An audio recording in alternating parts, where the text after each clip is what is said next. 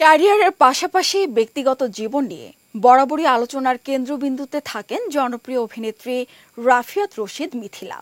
বিশেষ করে সাবেক স্বামী গায়ক ও অভিনেতা তাহসান রহমান খানের সঙ্গে দীর্ঘ ১১ বছরের দাম্পত্যের ইতি টানার পর থেকেই যেন আলোচনার রেশ আর টানতে পারেননি তিনি।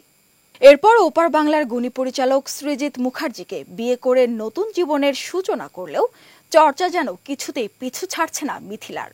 একটা সময় এই দম্পতির সুখের সংসার নিয়ে আলোচনা ছিল তুঙ্গে, তবে এখন চিত্রটা পাল্টেছে।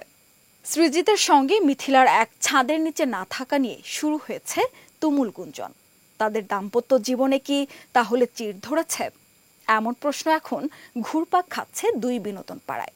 সম্প্রতি একটি পডকাস্টে এসে নিজের ব্যক্তিগত জীবন নিয়ে মুখ খোলেন অভিনেত্রী। মিথিলা জানান, গত বছরের জুলাইয়ের পর থেকে এখন পর্যন্ত তিনি কলকাতায় যাননি, তার ভিসাও নেই। মিথিলার এই মন্তব্যের পরই প্রশ্ন ওঠে, সৃজিতের সঙ্গে তার সম্পর্ক কি তাহলে সত্যিই তলানিতে? পডকাস্টের সঞ্চালক সরাসরি জানতে চান সৃজিত মুখার্জি এখনো তার স্বামী রয়েছেন কিনা। এই প্রশ্নে কিছুটা ধোঁয়াশা তৈরি করে মিথিলা বলেন, এটা তো যারা বলছে তারা বলছে, আমি কিছুই বলবো না। তিনি এখন আপনার হাজবেন্ড?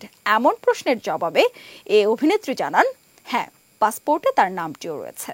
আরও সংবাদ পেতে চোখ রাখুন প্রতিদিনের বাংলাদেশের ওয়েবসাইট, ফেসবুক পেজ ও ইউটিউব চ্যানেলে। এতক্ষণ সঙ্গে থাকার জন্য ধন্যবাদ।